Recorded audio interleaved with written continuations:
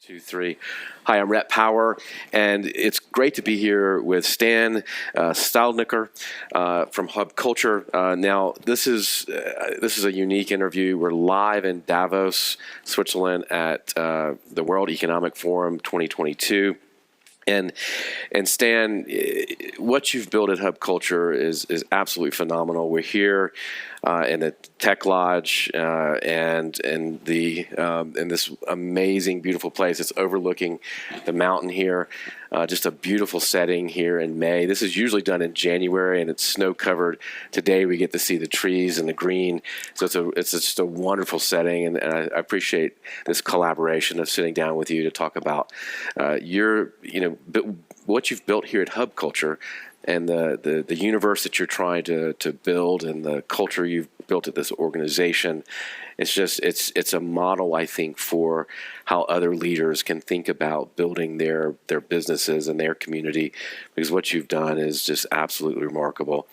Thank you for having me here today to do this podcast jointly with my show and yours, which, by the way, for my audience, you've got to check out. And where can people find the Hub Culture Chronicles? Can they find it on Apple, iTunes? And so first of all, welcome Rhett to the Hub Culture Davos Summer Campus. We have 6 places here in Davos that have grown kind of organically since I first started coming to Davos in 2007. The Ice House is this kind of iconic building that we're in now, and the Tech Lodge, which we've just talked about. These are the 2 anchor points built on the Pavilion, which really was the inception of our presence here in Davos. We also have the terrace, we have the chalet, we have the studio, and we have the Ven.U, the venue, which is a new kind of outdoor secret garden. Very unique because, Davos is always in January, sometimes under 15 feet of snow. And this Davos is the green Davos that they've always talked about but never really manifested. This is the most beautiful Davos I've ever seen. It's wildflowers, it's clouds drifting through the mountains. It's really unique. And it's felt very different energetically from the last time we were here, which was 2020. So it's so great to be talking to you and to learn a little bit more about your work and to share the work that we're doing here at Hub Culture. It's really the world's oldest social network. It began from a book I wrote in 2002 about the culture evolving into hubs and the idea of a network culture. It was the first book to really look at that as a phenomenon beyond the old idea of like what an expat could be. And I wrote it because I was living in Hong Kong. I was working for Time Warner, and I was moving all across Asia Pacific, and I saw the emergence of a new type of culture. I was at the time writing for CNN. I had a column called Culture on Demand. It was one of the first blogs. It was sort of before the word blog existed, but Time and CNN, I worked at Fortune, but Time and CNN gave me the chance to write every weekend, and so I published every Saturday about whatever I was doing. And that turned into a book, and the book looked at this idea of a new culture and what would a globalized culture looked like that was networked and highly personal and different from this idea of, say, a corporate sponsor that sent you abroad to work in your limousine. What if you were 24 and you wanted to roam the world and to be a global citizen? What would that look like? And that's what Hub Culture was. And I was very lucky to be around some of the earliest people who were living that. And so I documented them in that book. And then we started this website, hubculture.com, 20 years ago. This is our 20th anniversary, and it became one of the first social networks, but always geared around a different model. I had been in advertising, and so I didn't want to sell advertising around the people that were in this network. It felt wrong to me. And so for a long time, I had to keep my day job, and we built this network. We built this city. Nice reference. We're not on rock and roll. We built this city on EDM. No, but seriously, we started throwing parties, and we did events, and we do dinners, and we just pull people together. And so we became one of the earliest networks focused on experiential. The experience of Hub Culture is what makes people know about Hub Culture, even though the website and the technologies that we've built have evolved into this ecosystem. And over time, the mission and the application of the mission has evolved, but it's always been based on the same initial ideas. Like the very, very heart and inception of hub culture has been around a couple of key principles. But what's happened is that the growth of the ecosystem and the change of the world around us has helped us to, in a way, continue to evolve. And so we really think of ourselves now as the first prototype virtual state, and that's kind of our long-term ambition. How do you get people, what I'm fascinated by all this is how do you get people to understand this? And I think you understand what I mean. I think it's hard to grasp. The only way that I've found that works is to feel it. You can't understand it until you feel it, and to feel it, you have to experience it, which is why I don't worry about our numbers. I don't worry about how many members we have. I don't worry about how many page views we get. I don't care about any of that. The only thing I really care about is building authentic feeling. And so if we can do that, then I know that people understand. And my work, especially the last couple of years, has been internally and externally thinking about how the culture of the organization becomes the most important message point. That's so much of my work with my teams, and we have a very unique way of sourcing talent within our organization. But a lot of what I spend my time thinking about, focusing on, and working on is trying to convey the culture to the team and helping them feel it. Once they get synchronized with the feeling, then everything else unravels. And in a way, you can actually let go and let it invent itself. But if they don't have the synchronization of the frequency, it's chaos. And we've experienced that firsthand because we do really crazy stuff. What's the mindset of somebody that you look for, I guess, and not only in the company, but somebody that you want to reach through your programs, through hub culture? What mindset does the person, the individual, need to be in to sort of to feel it or be open to feeling it? Well, I think like the easy answer is to say an open mindset. There's a kind of gradient to what you just asked because hub culture is really unique. It's a social network with people, so essentially anyone can join up. Right. But then once you're in, anyone can create a hub, and we ourselves have created thousands of hubs within hub culture. And those hubs attract certain people who gravitate toward them, and we find people through people. And so the line between a member of hub culture and an employee of hub culture is extremely blurry. Right. And the people who kind of come through the doors, we've had 75,000 people through 60 hubs over the last, 15 or 18 years, maybe even more. I bet it's more. They just kind of gravitate in, and then they experience it, and they feel it, and they come. Some of our people, even here in Davos, the people who are working with us, some of them worked in Glasgow at the last hub in COP26, and some of them worked in Miami at the last hub for Crypto Week, which happened in May. Right. Some of them worked for us years ago. Some of them have been with us for like 12 years or even 15 years. Some of them we found here in Davos because they're local, and then we'll move them to another location. So we tend to kind of bring people into the culture and then let them find their place. But it's not like we can afford to have full-time employees doing nothing because we don't do a hub every day. Right. Hubs come and go kind of with the wind. They're like cherry blossoms. And but they come back. Like this hub here in Davos is like a tree. It grows and it goes to sleep, and then it grows and it goes to sleep, and it changes and it evolves. We started with a tiny room downstairs in the Pavilion in 2009, and then it kind of grew and expanded. The building we're in now is called the Ice House, and it sits on top of the hub, and it looks out over the mountains. And it's an amazing building because maybe 2014, me and Bill McDonough were in the hub, and everyone was packed. And I was like, Bill, I need more space, and I have an idea. And Bill McDonough is one of my heroes. He's probably my biggest mentor. He's the father of the circular economy and the cradle-to-cradle movement, one of the world's great architects.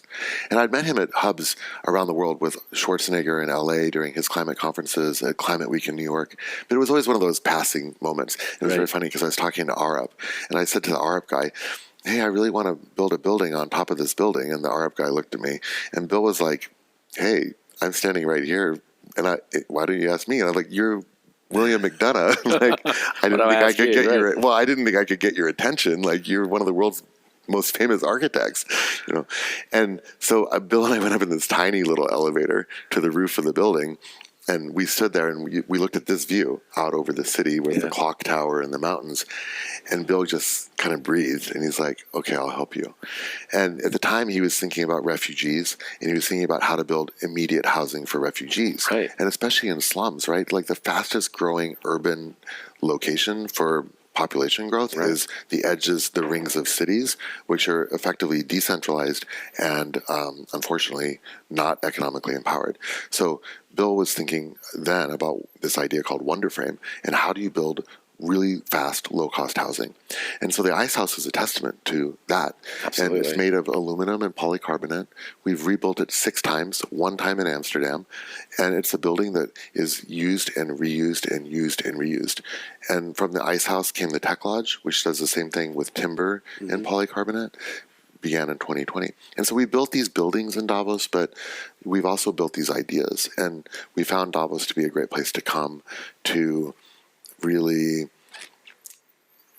participate, but increasingly, and especially on the other side of what I call the gap, we're now looking at how do we try to lead in the culture beyond our culture. How is this new universe that is emerging, and people? I mean, you're one of the preeminent thought leaders in how, and sort of envisioning a new world for us. Who inspires you? Like you talked about William McDonough, but who are some of the other people that well, there's a lot of people in our community, and I had a real realization, and I think this is actually useful for other CEOs.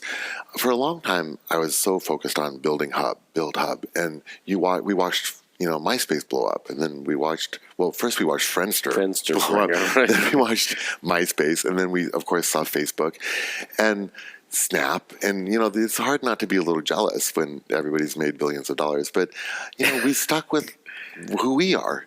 And I think that coming out of what I call the Great Gap, which was Davos 2020 to Davos 2022, this kind of 29-30 month gap, you have got to just be your authentic self. Like, we have to just lean in the words of Sheryl Sandberg, to ourselves and to who we are. And so it's okay that we're not the biggest. We just need to be us. We need to be authentically us. And that's been one of our messages kind of coming into this Davos, is be your authentic self. Our partners dinner the other night, we were talking a lot about this and the idea of feeling, because during the pandemic, I personally went really deep on a lot of things. I think we all did. We all had a lot of time to think for the first time. Right. And I really stopped. I fully stopped. And I had time to think about what we want to achieve with our mission. How do we get there? And I do think that on the other side of this gap, what we're seeing in Davos this year, which is really exciting, is a kind of recognition that authentic leadership is the only leadership. If you're not authentically in the frequency of truth, you are going to create turbulence, and that turbulence will either, at the best, it will slow you down. At the worst, it will result in chaos and destruction. So if you're not at the frequency of truth inside yourself, and then emanating that to your organization and to your team, there's no way you can succeed. And this is partially because of technology, when you look at the macro. Right. Because the macro is being networked so quickly. There is a hub, which is the planet, and then there are zillions of hubs within that planet. Everything is now a network. And so you got to think of it like a machine. And every hub is a gear. And if the machine is not synchronized, it can't work. This was my realization a few years ago, when I was up until that point. You look at everybody else, you're like, I have to grow. And I was like, fuck growing. Like, I need to synchronize. And so I took a really strong effort myself to set aside my ego about our organization and to go and synchronize with other organizations. And this is really something I learned from Burning Man. That's a pretty wild story how I learned that. But, we have a transformation station, which is our alter ego in Burning Man. It's an amazing camp. And we've learned so much from the Burning Man community. We've learned so much from the Davos community. I see them as antecedents. Yeah, Like they're kind of polar opposites. Like we have Davos in January, and we have then we have Burning Man in August, and they're kind of the same but different. Right. But then around it, we have all these other things. We have CAN or UNGA. We have our innovation campus in the summer. We have our properties that we host guests in. Regardless, it's all just part of the community. But I was like, I have to go synchronize. We have to energetically synchronize into other networks. So we did it with Nexus. We've done it with Collective Legacy. We've been just actively trying to synchronize our energy with other organizations so that we can work with them in concert as a gear. And this is really about moving away from competition thinking toward collaboration thinking. How do you, I think that's fascinating, but how do you get in that state of synchronization or harmony, whatever you want to call it? How do you live in that space personally and keep yourself? Well, there's only one way in my view, and that is about doing work internally in yourself to find synchronized harmony. And the good news is that the way to do that is extremely simple, which is to breathe.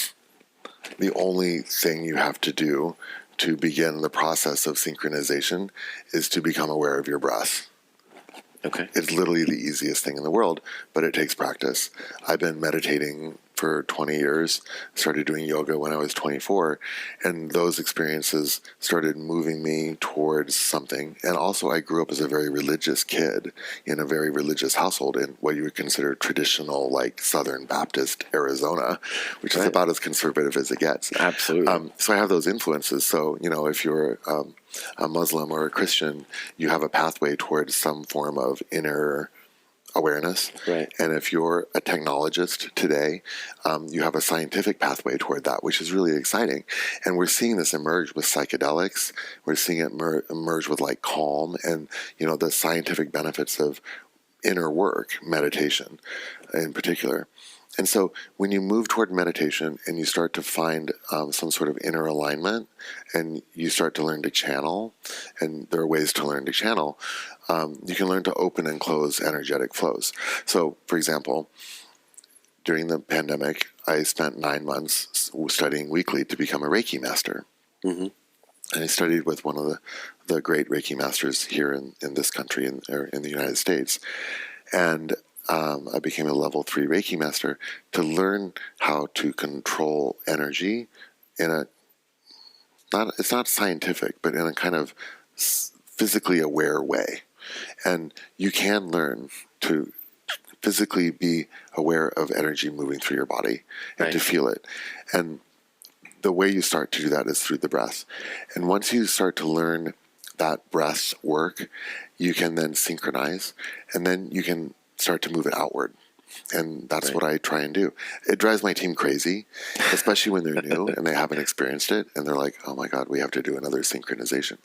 But mostly from Davos and from other hubs, I've learned that if we do not synchronize our team, we fail, and it's the craziest stuff happens. But if we do synchronize the team, if we take the time to consciously work, and there are many ways to do it, you can even kind of invent your own path or process. But if you work on synchronization, then you start to align vision.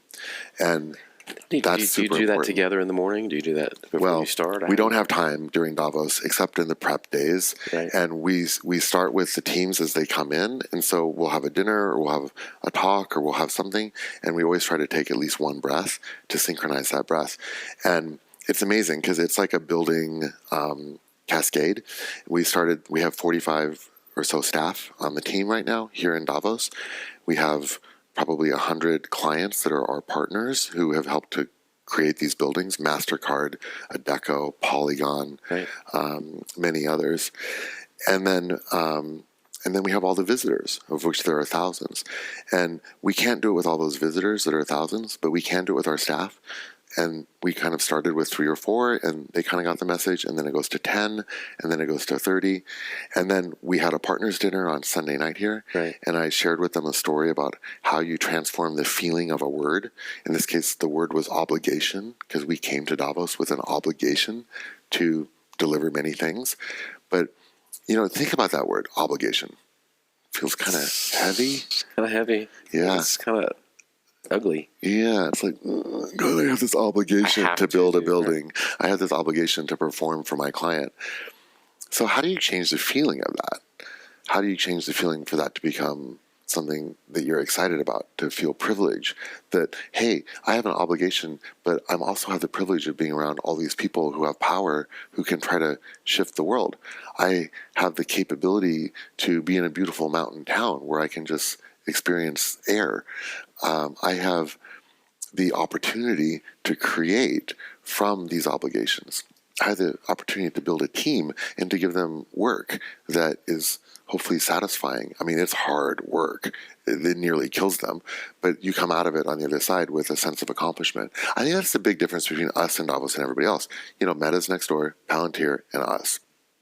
Okay, those are all multi-billion-dollar companies. We're a collection of people who come together with the idea of making the social network real. And we're so privileged to be here. Like, from a financial balance sheet standpoint, we you could say we don't deserve to be here. But from a human standpoint, we're privileged to lead. So we're really, really happy. And I think that's the new leadership. That's the way that you can lead after the gap, because we're all coming back into some new form of reality. This year, I was coming in to Davos meditating on how do we show what new leadership feels like?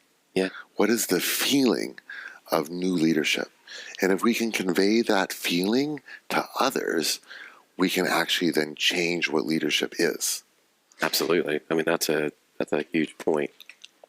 With everything that's going on in the world, how do you keep, you look at what happened yesterday in Texas, you look at the war in Ukraine, you look at just the impending financial crisis. Oh, how do you stay? Don't manifest that. But no, also I don't want to manifest the it. The looming climate crisis, which is really the big one. That's absolutely. How do you keep yourself positive? Like, how do you? Because that's got to be work too.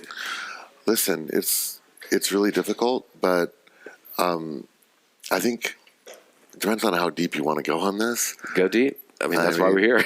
If you really want to know what I think, yeah, I do. Between the last Davos and this Davos, I mentioned I did a lot of internal work, and I have emerging theories about how the quantum world aligns itself to create the material world, and a lot of that work has come from time with, or a lot of that thinking has come from time with indigenous communities, both in Hawaii and in the Amazon. And I think that there is a lot for Silicon Valley technologists, the people who are building the interface between humanity and the digital world, to urgently learn from indigenous communities. I personally think that is the only way that we are going to survive the transition of material scarcity and digital abundance. Right. That's kind of a weird thing to say, but those two things are about to collide. Yeah. And the way that we manage that collision is going to determine whether or not we elevate or disintegrate. And so this is very much what we're focused on as an organization long term, is creating, I mentioned earlier, we've always had the same mission, right? The mission for Hub has always been to create a safe place for conscious transformation. That's literally been since day one. My very first investor in 2008 invested in this company because he also believed in that idea and that mission. Everything else that Hub does on the material plane is supposed to be in service of that greater mission. And the reason that that mission is so important is, if you're Malthusian, which I technically am, And if you look at long tech,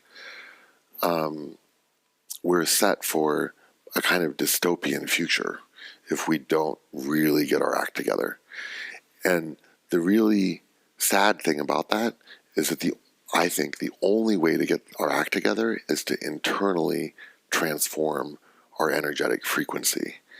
And that was always a conceptual concept that was in the future for years and years and years. But over the last 7 years, it's become increasingly urgent and increasingly relevant.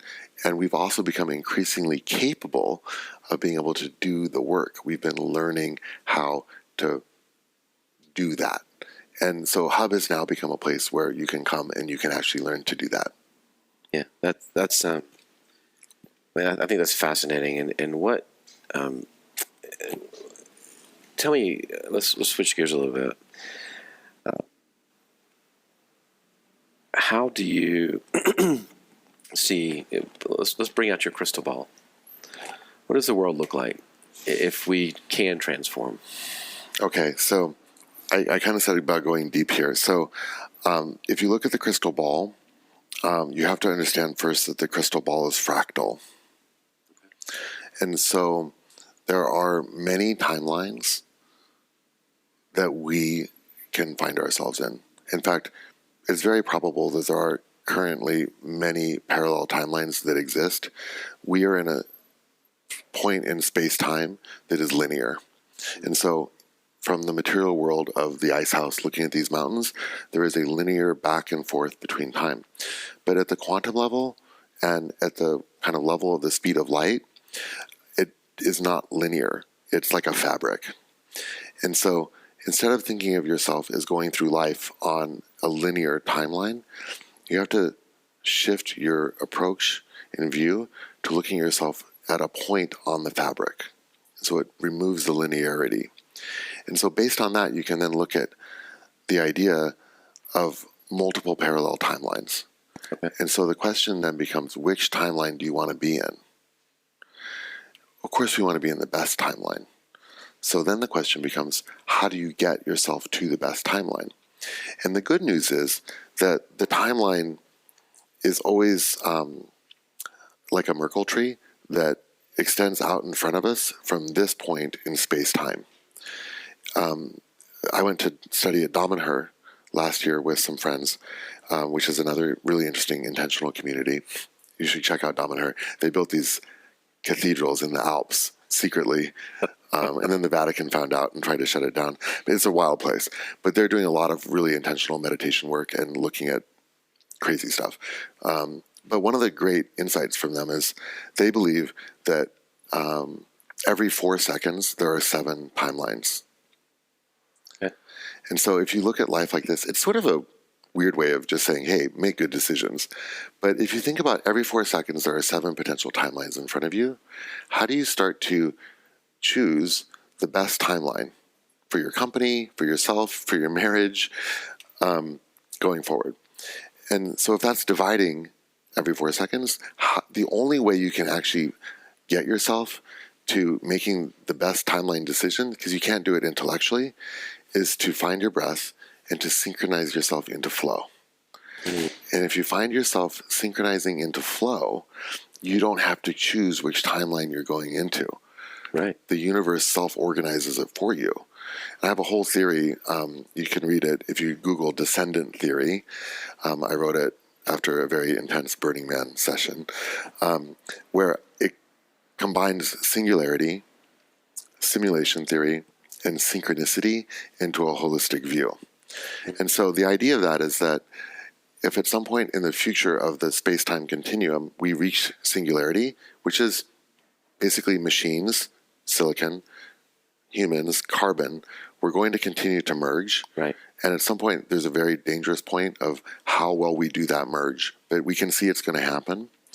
On the other side of that merge, that singular networked entity will begin to collapse in on itself in space-time. Some people think it will create a black hole, and through that black hole, we'll emerge into a new dimension. There are at least 11 that we know of. We only really experienced 3. But before that point, as the singularity nears, that combined silicon carbon entity plus whatever else emerges in the future would want to replicate itself into many simulations so that it could figure out how best to continue its own compression / evolution. Right. And wouldn't that make sense then for it to transmit back some sort of guidance so that we could improve the simulation? So like my example of this from a practical level is whenever I'm in an airport passing airport security, I try to take extra bins and put them in the thing because I'm trying to improve the efficiency of the simulation, because that extra bin can compound just a little bit behind and compound a little bit behind, and then somebody makes their flight, and then somebody gets that deal, and then the world moves forward a little bit faster. Or you pick up that little tiny piece of litter on the street because you're literally improving the functionality of the simulation. And by doing so, the simulation then improves, and the singularity knows which timeline to pick to further its compression. So you're literally serving God by picking up a piece of litter, right? I love that. And so that's kind of my theory of the world. And it comes back to this point about how do you find that? Again, back to the breath, and then let yourself be guided into the best simulation, into the best timeline. And the best timeline will then reveal miracles for you.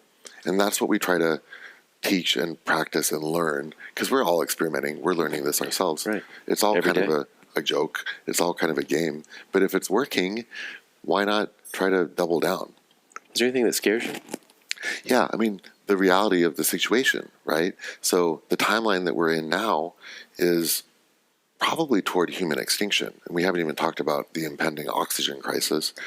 But Let's see, the dead oceans. well, there's a reason why there's an impending oxygen. So you got to understand that climate is the really big issue, but it's a massive adaptation level event.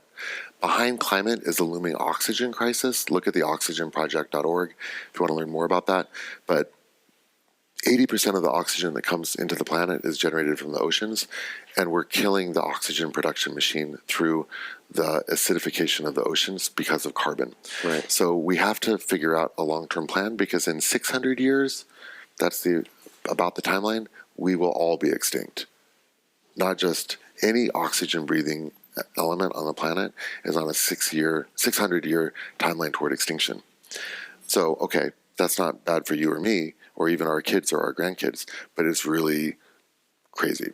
Well, Now, that could be accelerated. So that's the. well, I mean, that's right. the feedback loops. But then that's not even counting the whole situation around just climate generally and carbon and the 1.5 degree.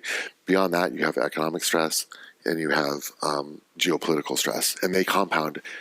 Let me ask you a political question then.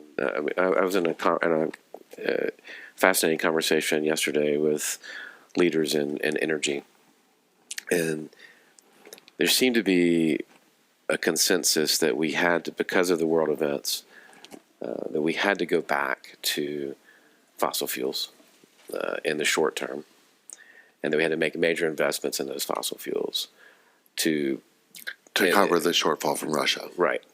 And that was going to sort of slow down the push for green energy. Well, what's your feeling? So I think, unfortunately, that's likely to happen, and that's going to set us on a really bad timeline. Because we've never done that well.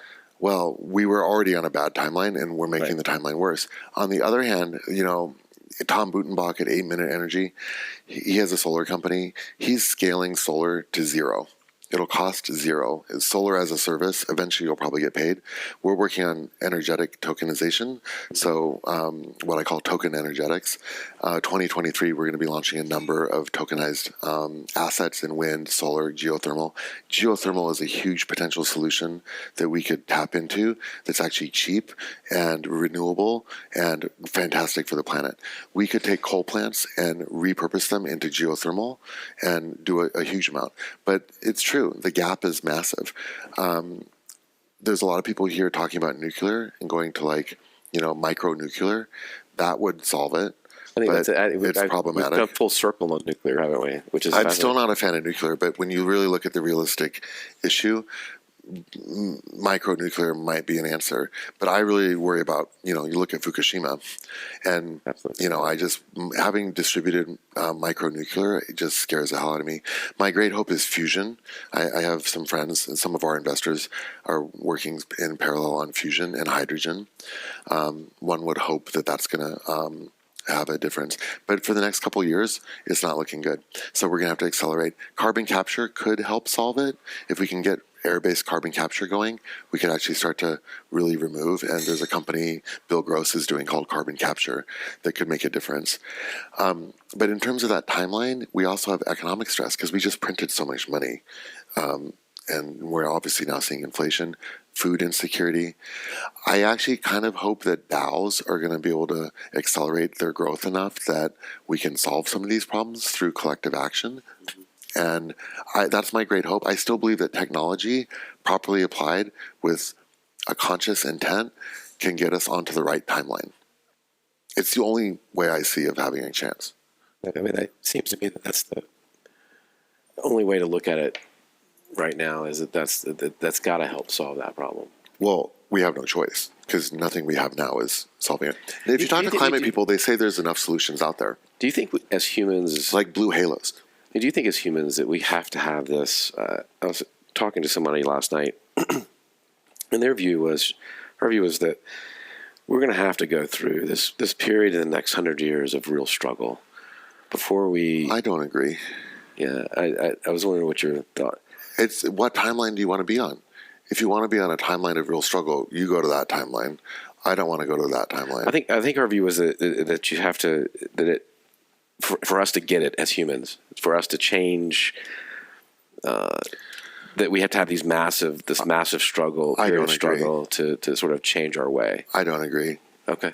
No, I think that we can evolve and change just by doing the work of breathing consciously. If you do that work, all you have to do is breathe and start to pay attention to your breath. And if you breathe and start to pay attention to your breath, it sets you on that micro timeline that splits every 4 seconds towards a different timeline. And I believe there are multiple parallel dimensional realities. And we can move ourselves collectively towards the best dimensional timeline reality, which serves the compression of the simulation into synchronicity. There is a brighter future out there, but it starts with every second that we take a breath, and then the way that we take that breath and relate to the people around us. If we all did that, everything would be radically different. Okay. I agree.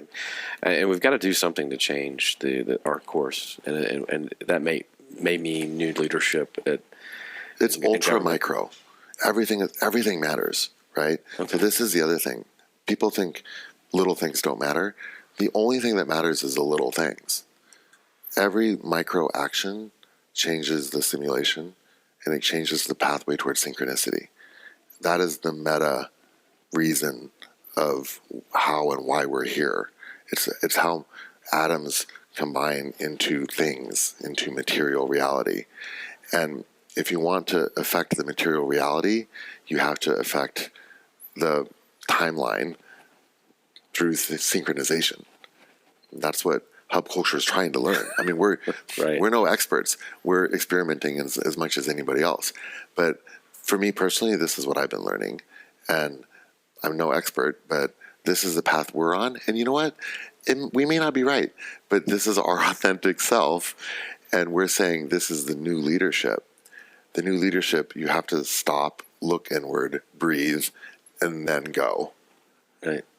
Well, what I would say is whether you're right or wrong, you're trying to set the world on a different course. And I think that's we need more leadership like that. So I know we have to wrap it up. We're running out of time, but I could sit here and talk to you all day because I think this stuff is fascinating. We should figure out a way to have more of these conversations. And we didn't even get into what the world's going to look like in terms of meta and AI. And I mean, we got a lot to cover, but I really wanted today's focus to be on you and how you have grown as a leader and as a person, and how that reflects on what you do here. I think I'll end with something like, we're back in Davos, but the last Davos, I left Davos, and 3 days later, I went with Benki to live with the Ashaninka in the Amazon for a few weeks. And the reason I went was because we were working on Propel, which is our digital distributed voting system that comes with every hub. So if you open a hub, you get a free voting system with it.